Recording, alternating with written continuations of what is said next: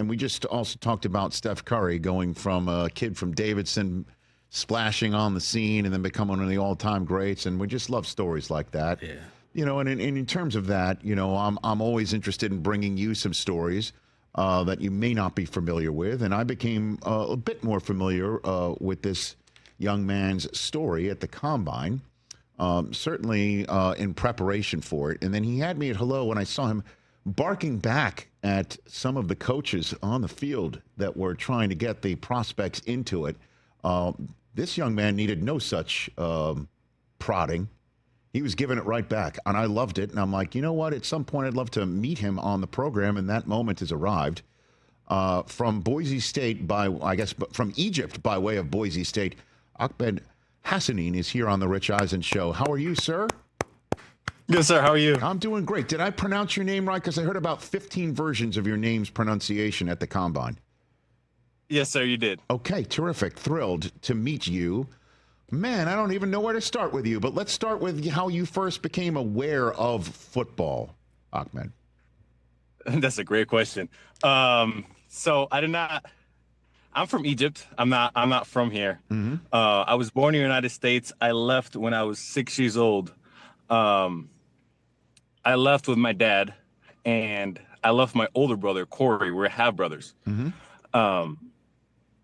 He stayed with his mom. I left with my dad to Egypt. I only spoke English back then. When I went to Egypt, they only spoke Arabic. So I did not speak any Arabic when I went to Egypt. Mm-hmm. But 10 years go by, so I learned the Arabic language, and I forgot all the English when I never practiced English for 10 years. Right.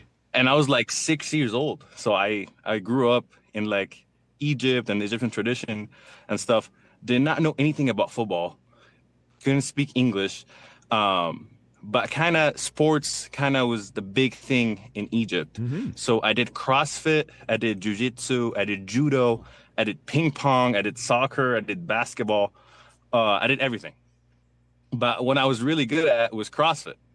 And I was like ranked top 10 on Africa, number 1 in Egypt in the CrossFit games in Egypt. But didn't know anything about football or spoke English. But I had a little bit of like a memory of like I can understand a little bit what people are talking about, but I can't say what I want to say. Mm-hmm. And I went through a lot of hardships in Egypt. This is why sports was my outlet. And I felt like culture, and I felt like energy in sports that's like in like no other sports. So 10 years go by. I was struggling. as a young kid. And at that time, I suggested to my dad, I was like, you know what? I have the American citizenship. Why not just send me to America? I want to go to a military school in Riverside. It's called in Georgia. Mm-hmm. It's called Riverside. My cousin went to it, and he turned out to be like, have that discipline to wake up at 6 a.m. to just follow instructions. I was like, I want to be like that. I want to have that lifestyle. At that time, my brother Corey, we never talked in 10 years. We haven't spoken to each other. He was playing semi-pro football in Austria. And he was visiting Egypt. My sister bought him a ticket, and he was like, you know what? It's been 10 years. You haven't seen the family. You haven't talked to your younger brother. Come visit. And he needs you. And he came and visited, and he saw me. And he was like, suggested to my dad and told my dad, why are you sending him to a military school? I'm a high school football coach and an English teacher. And my dad was like, that will work out perfect. It will save me a ton of money. And then he was just live with you. Sure. And he was like, okay. So I moved to the States in 2018 in August with no English. I did not play any football. I just knew about football, that people were running and hitting each other. That's all I knew. And somebody throwing the ball and catching the ball. That's all I knew. And my brother played the wide receiver. He coached the wide receivers. And that time I was like 200 pounds, 190, 6 foot. I was very small, but I was very like lean. So it's a wide receiver type of body. And my brother was like, okay, we're going to try him as a wide receiver and see if he can catch the ball. Couldn't catch the ball. To try him as a linebacker. There's just too much stuff going on. There's people moving everywhere. So I was like panic attack. So these just put me in a D line and told me to go get the guy who has the ball. And I was always strong. I was like a strong athlete from the CrossFit. So I was like, okay, see ball, get ball. I can do that. And I just start doing it. I just start like, I didn't have the hottest start, costing my team so much penalties because I just start grabbing face masks, just throwing people. Yeah, can't like, do that. Hip tossing them. Can't do that, Ahmed. Exactly. You see, this is the word that I told my coach, and I was like, Coach, I can't do that. What? And he's like, in an accent, and he was like, right every time after practice, Coach Mitch Olsen, he goes, Ahmed, no, you can't do that. And I'm like, oh, okay, fine, I'm not gonna do it. But then one day, where the D1, like, in the NFL dream started, I did not know what the NFL was. One time I was watching the NFL and I saw Aaron Donald play. Oh boy. And I was like, he was like dominating people. And I was like, what high school he goes to? And he goes, bro, that's the NFL. And I was like, NFL? What's that? And he was like, bro, that's the National Football League. And I was like, okay, I want to go there. I want to play that. I want to be like that guy. And he goes, bro, do you understand that's only like 1 and the 2% that makes it? And I'm like, okay, I'm going to be the 1 to 2%. What would I need to do?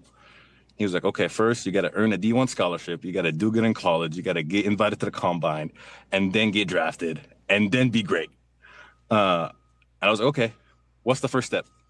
He was like, okay, I'm going to start taking you to camps because you're not going to get seen from Loera. I played at one of the lowest division in high school. I didn't have a D-line coach. I didn't have a sled. I didn't have anything. I was just going against trash cans the whole time. And I go, my brother's actually suiting up in practice. My brother's like 5'7". We have different moms. So I had to go against him against practice because I had no competition. Right. And he's just like, and I played both sides, offense and defense in my high school because it was like a low school. And he was like, okay, I'm going to start taking you to camps and you got to have to show yourself. And I was like, okay, take me. So he just started taking me to like winter circle camps and start taking me to like all these different camps. And I just start dominating people. I was literally watching YouTube videos about how to pass rush. And I was like, okay, works. A guy stopping me from getting to this guy, but there was one guy stopping. So how to either go through him or go around him? What's the best way? It is that and simple. I just simplified it. It is that simple when you think about it. And I just start dominating. Like I start dominating people from modern day, Bosco, 5 stars, 4 stars, like you name it. Pull me at the 3, I dominate. Pull me at 4, 5, 6, 9, pull me whatever. And people were like, who the hell is this kid? And he was like, yeah, that's Ahmed Hassanein. He's been only playing football for 2 years. He's my brother. And he wants to make it D1. I'm like, okay. So offers start just rolling in and people start knowing my name and who I was. And this is why I believe in God, such a good God, and to be the first Egyptian to ever do it, it's amazing to me. Spencer Danielson, he was the D-line coach back then. Yes. He played with my brother at Azusa Pacific in college. So when I was getting recruited and getting known, he texted me and he was like, hey, loved your film. And I got excited that Boise State texted me. I was like, wow, brother, check this out. He's like, wait, that's Spencer Danielson. I played with that guy. That's my friend. The connection happened. Let me just jump in here. Had you ever heard of Idaho? Never. Never. I only knew like Boise State was the blue field, and I was like, right. Sure. Yeah. So did somebody have to point out to a map where Idaho was to you? My brother showed me, but at that time also it was COVID, so I couldn't travel. Gosh. I couldn't do any visits. Okay. Right. It was really hard to get known and get like out of the state because it was just really hard because it was the midst of COVID. So I literally like committed on the spot. Coach D called me in a virtual like meeting and showed me the facility, and he was like, I'm coming to your school. I feel like God called me to be here, and best decision I ever made to be at Boise State. And it taught me so much other than football. It taught me how to be a man, how to lead men, how to just be myself and just have so much energy and just dominate, and have that mentality of like, well, I'll do whatever it takes to get there, and just have that toughness and just the work ethic. And I'm really grateful for Boise State. What a story. Wow. And obviously it's just begun, which is the neat part about it. Have you met Aaron Donald yet? I have not. I wish. That's kind of my dream. Well, this is doable. That's for sure. What would you say to him if you met him? Teach me. Teach me. I want to be great like you. And like, I just want to like follow his footsteps because I know He's not the tallest guy, but he's the strongest. He has a tremendous work ethic. He's dominating. Everybody's just like, when he walks in and just go against people, people know who he is. They triple team him and double team him. And that's what I dealt with in college. But I want to be like that guy. I want to have that kind of like a legacy, and I'd be the first Egyptian to ever do it. So I'm just following people so like inspired by my story, and people just want to have kind of my work ethic. Hopefully I can be that connection one day to have the NFLPA just go to Egypt and get people out of there just like they do in Germany. That's kind of be my dream, just to be inspiration for people to lead men, to let men just know my story and to just look how I was and how I am right now. And I'm still growing and I'm still learning. And I'm just super grateful, and just God is so good. Ahmed Hassanein here on the Rich Eisen Show, fresh back from the Combine. And I'm sitting there on NFL Network in the booth next to Daniel Jeremiah. We're seeing these drills for defensive ends and edge rushers. And the coaches are, kind of like telling all the guys, get ready, get into this. And they're barking at these prospects. And at one point, you barked back. Can you walk me through that process? Walk me through that story, Absolutely. please, from your perspective. That's just me, I do this in practice every single practice. Even my quarterback, Mad Dog Madison, he was like, yeah, I seen that in practice a couple times. Mm-hmm. And just this is how I do everything. Is just I want to bring energy, I want to have joy. I want to have fun what I do. I'm not just out there just to do a drill. I'm just want to be out there, have fun, and do that thing with passion, and desire to like be the best at it. So I also I yell in practice every time. I did at the Shrine Bowl. I did at the Combine. I was like, it's not gonna be any different. I'm gonna yell. I'm gonna just get myself going, and I'm gonna have that come on, let's get it, just do whatever. So it was really cool to see a coach give it back to me because I was like, oh, this is gonna be good. Yeah, this is the National Football League, sir. This is it. Yeah, absolutely. And I do this if I'm going against somebody and I'm ready, I know there's the double team coming or the triple team coming. Come on, bring it. Or if there's a rimmer coming tight end. Come on, I'm gonna go through you. So this kind of my mentality just to get myself going, and yeah. I love it. I don't want to be somebody different because it's the Combine and the lights are on. No, this one I shine. This one I ready to go. This is my moment. So yeah, you've been dreaming about it. This is what was, you were saying earlier in our conversation that, here's how you do it. You start here, you go there, and then you go to the Combine, then you get drafted. So you've done this already, which is awesome. Now's the next step. And in terms of that, who did you speak with at the Combine, Ahmed? I spoke with all 32. You did? Okay. I spoke with all 32. Everybody's really inspired by my story. I just love my work ethic. I'm kind of the guy that's if you show me how to do it and you tell me how to do it, I'll promise you, I'll do whatever it takes to get it done. I couldn't speak English 5 years ago. I couldn't play football 5 years ago. And to get invited to the Combine and have that NFL interest, all 32 NFL teams voted they want to see me. It's a blessing, and I never want to take that thing for granted. I'm so grateful for the opportunity, and I'm ready to literally, I talk to Coach D every time because it was hard for me leaving Boise State because I just built a strong connection with that team. I was a team captain for the past 2 years, voted by my teammates. It means something to me, I'm ready to sacrifice my body for this team. I do not care. I'm ready to die for this team. I told him that every game day. I was like, Coach, I'm ready to die for you today. And I truly mean it. And I just whatever it takes to get the job done, I'll do it. So this is just my mentality, and that's who I am. But I talk to everybody. Yesterday, I talked with the Packers, Green Bay Packers. The day before, I talked to the Chiefs. The day before that, I talked in the virtual Zoom meeting, I talked to the Detroit Lions. Do you speak to Dan Campbell? I talked to the Seahawks. Do you speak to Dan Campbell? Did you speak to him? I wish, but it was recorded, so hopefully he can watch it. Okay, because I would. By the way, I would be a fly on the wall for conversation between you and Dan Campbell. I would want to see that because I would love it. Yeah, just the passion that obviously he has portrayed, and how much it means to him, and it seems like you'd match that. So you spoke to Seattle as Absolutely. well? I'm sorry to interrupt you there, but who else? You spoke to Seattle as well? I That's who you spoke to Seattle. I Okay. spoke to the Commanders. I spoke to a lot. I spoke to the Raiders. Okay. I met with the teams twice because I met them with the Shrine Bowl and I met them at the Combine. Okay. What about your top 30? Where are you going to go? You going anywhere yet? Have you had any plans for that yet? I got invited to the Chargers. Okay. We'll see. I mean, my agent kind of told me that you gonna have, because you already met with the teams a lot. Sure. So it probably, and you're like you don't have anything to worry about.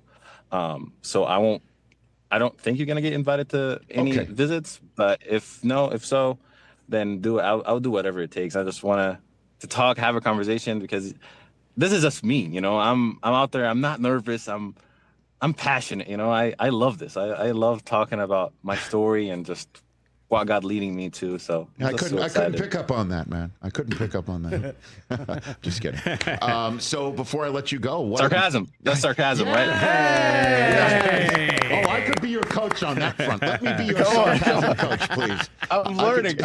It's something that I really struggled with sarcasm, and I'm getting it now. I'm getting it. Oh, I can teach you the ropes on sarcasm. Let me be your guy. I'll be your guy. Before I let you go, what is your draft night plan? What is your draft weekend plan? Are you formulating that right now? I want to be with teammates. I want Coach Spencer to be there. I want my loved ones to be there. Okay. I want my brother to be there. My pastor Mark to be there, and just have a night that's, you know, it's gonna be pretty emotional for me. Just a guy that's, you know, the first to ever do it, to just see where I came from and where I'm at, and to have that following that I have. I mean, I never want to take this for granted. And it's going to be emotional for him, because whoever gets me will get a guy that's ready to die for that team. And to somebody that believed in me, that Coach Spencer believed in me, after only with 2 years of playing high school football, it means a lot, you know. It means a lot to me. And just ready for that phone call, and I'm just going to be watching my phone 24/7. And see, man, I'm just excited. It looks like you're getting emotional right now. Looks like I know.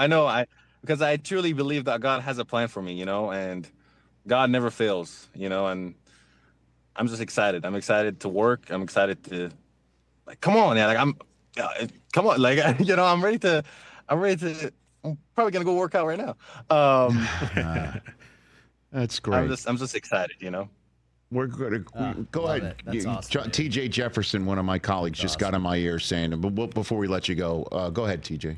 What's up, brother? Your story's amazing. All the best to you. But you mentioned Aaron Donald. So I just recently was watching the Kelsey Brothers podcast, New Heights. They had Rams quarterback Matt Stafford on, and he was sharing a story that an older teen was in the Make-A-Wish program. He had just overcome cancer, and his goal was to work out with Aaron Donald. So he comes to the facility, and Matt Stafford's like, all right, I'm going to sit over here and watch this. And he goes, and the next thing you know, AD's working this kid out so hard, he's throwing up in the trash can. And he goes up to him, he's like, Aaron, have some some understanding. He just beat cancer. And apparently Aaron Donald's response was, you want to be like AD, you got to work like AD. And so if you meet him and you get that chance, just know he might put it on you in that weight room. So I just want you to be prepared for the time comes when you do meet Aaron Donald. Come on, I'm ready. Fly me out right now. I'm ready to work out. I already worked out twice already. So let's go, man. I'm excited. I would love to meet him and just get his tells on how he does things, you know, because he's great. He's the best of all time, in my opinion. He's just how he does things and how his work ethic is, how he watches film, you know, how he go on his daily basis. What separates him, you know, what separates him from the others. And I just want to get his mentality, you know, so I can have that. And I can have it I can do it my own too and clarify it, because his process is his own process. But I want it to look to somebody like that, you know, he's the greatest of all time. And man, I just want to get his mentality, you know. I would love to work out with him. It would be great. Let's see what we can do on that front. Trust me, I'm going to make sure this gets in his hands. And I thank you for your time. And Yes, sir. I thank you. No, you bet. And look for more of me reaching out to follow your journey. Yes, sir. I appreciate it. Thank you so much, guys. What a pleasure. What an absolute pleasure. That was Ahmed incredible. Hassanein right All the here best. on the Rich Eisen Show. One to root for and one to know about. Great. As you go about your business, Instant getting ready fan. for the Instant fan. NFL draft. I told you guys. Didn't I tell you when we came You're back right. from the combine, I'm like, there was this kid out there who was barking back at the coaches. but not in a disrespectful way. Right, no. You were definitely quick not. to point that out. No, not too. in a disrespectful way. The coaches are like, come on, let's do this rep. And he just and he basically said to him, yeah, I've got this. I've got this. Yeah, I love that. And the coach, I think, soaked in the response. And I said, let's get him. Badass. That went better great. than I thought. That's And I great. wanted to bring you That's guys great. the story, and obviously everybody at home or wherever you're taking in this show. Catch the Rich Eisen Show live weekdays from 12 to 3 p.m. Eastern on Roku Sports Channel in the U.S.